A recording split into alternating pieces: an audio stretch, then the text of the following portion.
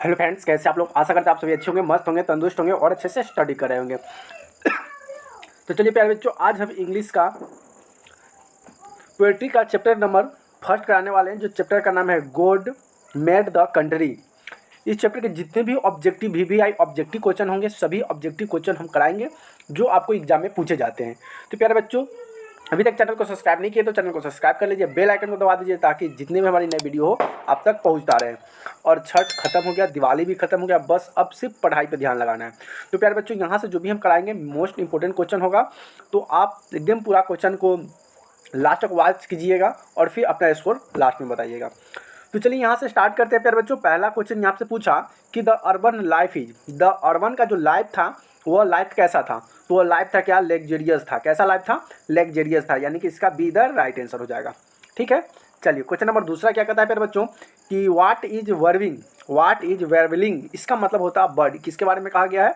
What is वर्विंग, एक bird के बारे में, चिड़िया के बारे में कहा गया है, यानी कि इसका ए इधर राइट आंसर हो जाएगा। प्यारे क्या होगा इसका? ए इधर राइट आंसर। चलिए क्वेश्चन नंबर तीसरा देखिए प्यारे बच्चों। क्वेश्चन नंबर तीसरा क्या करेगा? What can make our life better, what can make our life better, मतलब आपका जो जीवन है वो कैसे अच्छा बनता है। तो यहाँ पे लिखा है फ्रेश एयर, यानी अच्छे एयर से, प्लीजेंट शांति से, गुड हेल्थ एंड विचुअल से, या क्लीनेस से। तो आपका जो लाइफ जो बेटर बनता है, गुड हेल्थ, जब आपका हेल्थ सही रहेगा तो आप एक बेटर बन सकते हैं, यानी कि गुड हेल्थ एंड विचुअल्स, यानी कि इसका सीधा राइट आंसर हो जाएगा। चलिए क्वेश्चन नंबर देखते हैं प्यारे बच्चों फोर। क्वेश्चन नंबर फोर क्या कहा कि who according to the poet made of country, मतलब ये जो कहानी जो है, कविता जो है, पोएट, ये कौन किसके बारे में बताया जा रहा है? मेड फॉर कंट्री, किसके बारे में, यानी कि who according to the poet, ये पोएट किसके द्वारा, मेड फॉर कंट्री किसके द्वारा बनाया गया है? तो ये गॉड के द्वारा, भगवान के द्वारा, यानी कि इसका आंसर जो होगा बी द राइट आंसर हो जाएगा। चलिए क्वेश्चन नंबर देखते हैं सिक्स। क्वेश्चन नंबर सिक्स क्या करें प्यारे बच्चों? Who made the country side, country side कौन, मतलब हु मेड, ये कंट्री साइड किसने बनाया? तो ये गॉड ने बनाया, यानी कि सी द राइट आंसर हो जाएगा, जीओडी, गॉड, यानी कि भगवान। 7 नंबर क्या प्यारे बच्चों कि according to the poem people is the town are, मतलब क्या था? क्या बिजी थे? नहीं। हैप्पी, खुशी थे? नहीं। ईमानदार थे? नहीं। ये थे आइडियल थे। आइडियल मतलब क्या होता है प्यारे बच्चों? आदर्श होता है। क्या होता है? आदर्श व्यक्ति को आइडियल कहा जाता है, यानी कि डी द राइट आंसर हो जाएगा। क्वेश्चन नंबर 8 क्या करा है प्यारे बच्चों की health and victuals can be found of the people of, मतलब हेल्थ एंड विचुअल जो गांव के जो लोग होते, लोग जो होते हैं, हेल्थ एंड विचुअल सबसे अधिक कहाँ पे आपको स्वस्थ दिखाई देखते हैं बच्चों? तो ये होता है आपको गांव में दिखाई देगा, यानी कि विलेजेस में। ठीक है, चलिए क्वेश्चन नंबर 9 क्या करा है कि God made the country and man made it, God made the country, man made the, कहने का मतलब है कि भगवान के द्वारा बनाया गया देश था, made for country, and man made, यानी कि आदमी बनाया। आदमी क्या बनाया? घर बनाया, चर्च बनाया, टाउन बनाया, सिटी बनाया। तो देखिए इस सिटी के अंदर में क्या आ जाएगा, टाउन के अंदर में ही घर आ जाता है, टाउन के अंदर में ही चर्च आ जाएगा, टाउन के अंदर में ही सिटी आ जाता है, यानी कि आदमी के द्वारा बनाया गया क्या था? टाउन था, और यह शहर गॉड का था। चलिए क्वेश्चन नंबर 10 देखते हैं प्यारे बच्चों। क्वेश्चन नंबर 10 क्या करा कि according to the poem God made the country who made the town, अभी हम बताए हैं कि according to the poet of God made the country, जो देश जो है भगवान को बनाया गया है, तो हु मेड द टाउन, तो ये शहर किसके द्वारा, शहर को किसने बनाया, शहर को कौन बनाया? तो शहर को आदमी बनाया। किसने बनाया? आदमी ने बनाया, यानी कि डी फॉर मैन, यानी कि डी फॉर डॉग होता है, यहाँ पे डी फॉर ऑप्शन में मैन हो जाएगा, सरकारी ऑप्शन।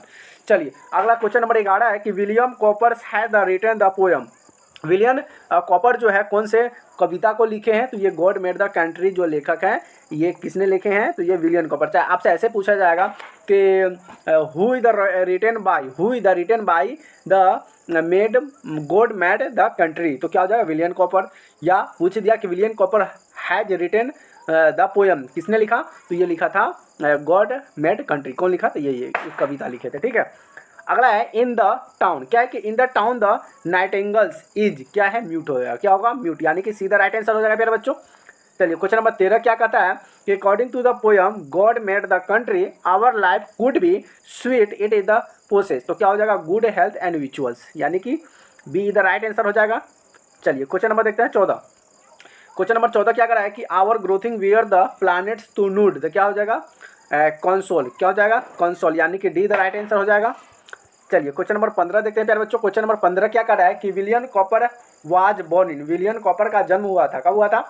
1731 ईस्वी में। कब हुआ था प्यारे बच्चों? 1731, यानी कि ए इधर राइट आंसर हो जाएगा। चलिए क्वेश्चन नंबर 11 देखते हैं प्यारे बच्चों। क्वेश्चन नंबर 11 क्या कराएंगे? What is the source of light in village in evening? क्या है? In evening. What is the source of light village in evening, मतलब कह रहा है कि शाम के समय जो होता है ना, शाम के समय मतलब ये रोशनी का जो स्रोत होता है वो क्या होता है? गांव में, अस्कर गांव में, शहरों में तो लाइट रहता है, लेकिन अगर बात करें गांव में, तो गांव में जो लाइट का जो स्रोत होता है क्या होता है? तो ये मून नाइट होता है, मून लाइट, यानी कि चंद्रमा जो होता है ना, और तारा जो होता है, यानी कि चंद्रमा जो आकाश में जब उठता है तो पूरे गांव को पूरा इजोड़ कर देता है। हर जगह होता है, लेकिन शहरों में उतना पता नहीं चलता है, लाइट बहुत लगा रहता है, गांव में उतना लाइट नहीं रहता। एक बार चंदा मामा आते हैं पूरा इजोड़ हो जाता है। तो यहाँ पे क्या हो जाएगा? मून नाइट, नाइट नहीं, मून लाइट हो जाए। ठीक है, चलिए क्वेश्चन नंबर 17 क्या करें प्यारे बच्चों? कि द रूरल लाइफ इज क्या था? रूरल लाइफ कैसा होता है? क्या आर्टिफिशियल होता है, नोजी होता है, लग्जरियस होता है? नहीं, ये नेचुरल होता है। क्या होता है प्यारे बच्चों? नेचुरल होता है, यानी कि ए इधर राइट आंसर हो जाएगा। चलिए क्वेश्चन नंबर 18 देखते हैं। क्वेश्चन नंबर 18 क्या करें प्यारे बच्चों? At in the moon beam softly, at even the moon beam softly, क्या हो जाएगा? स्लाइडिंग हो जाएगा। क्या हो जाएगा? स्लाइडिंग, यानी कि इधर राइट आंसर हो जाएगा प्यारे बच्चों। चलिए क्वेश्चन नंबर देखते हैं 19। क्वेश्चन नंबर 19 क्या करा है? कि why we are going of the planet, तो क्या हो जाएगा? प्रोवाइडेड वर्ड्स, प्राइवेट फ्यूल या फ्रूट्स? ये नहीं, ये कंप्यूटर फूड, तो अस, यानी कि डी द राइट आंसर हो जाएगा प्यारे बच्चों। इसका डी द राइट आंसर हो जाएगा।